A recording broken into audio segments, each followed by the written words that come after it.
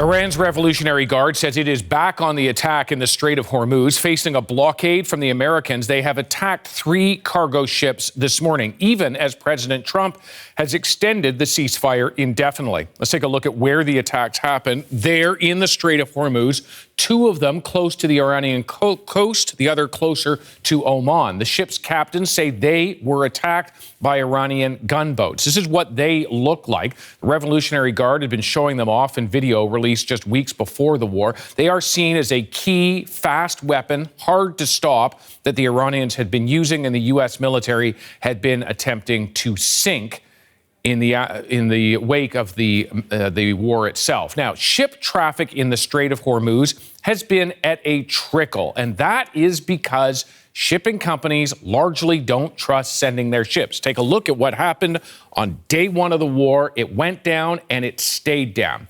We have not yet heard a response to the attacks in the Strait of Hormuz from the White House this morning, but we do have our Willie Lowry in our Washington bureau. And Willie, these attacks really underscore how the Strait of Hormuz is the linchpin.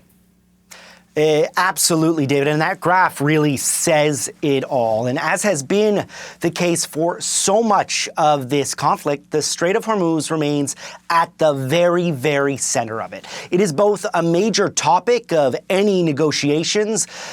Iran obviously wants control of it. The U.S. and most of the world want it reopened to international shipping. But in recent days, as the negotiations have stalled, the Strait has also become the principal theater of kinetic activity. And this morning, as you mentioned, David, Iran fired at 3 vessels in the Strait, seizing 2 of them. That's according to the IRGC. The Iranian Navy says it took control of a Greek and Panama flag vessel. This all comes, though, after Trump vowed to continue the U.S. blockade of Iranian ports while simultaneously extending the ceasefire indefinitely. But despite all of this, a resolution to the conflict, which is now 53 days long, feels very much out of reach still. That says something. 53 days long. I think I'd lost count, but it does speak to the leverage both sides trying to exploit. The Americans with an economic blockade of the ports and the Iranians showing they can still attack in the Strait. And I suppose it goes against the constant assertions that Iran is on the verge of collapse. Yeah, I think that's absolutely correct, David. Middle East experts tend to see Iran's current strategy as one of biding time.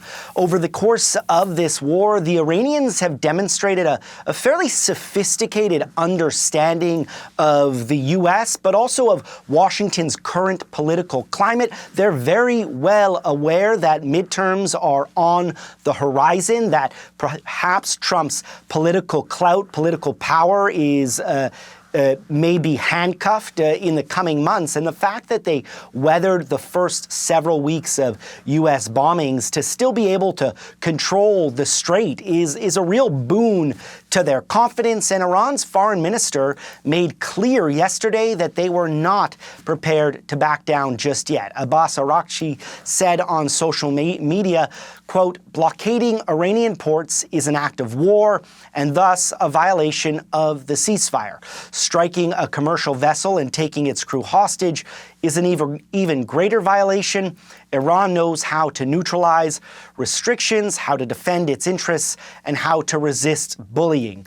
Of course, now Iran has gone and done some of the very things that it accused the U.S. of doing by seizing those 2 ships this morning.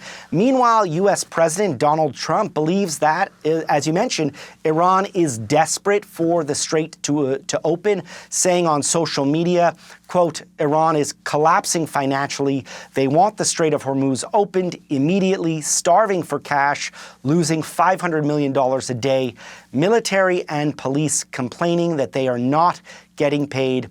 SOS. But again, another thing that Iran has demonstrated over the last 53 days is that they can endure a lot of pain, not just physical, but financial as well. All right, Willie, thanks very much. My pleasure.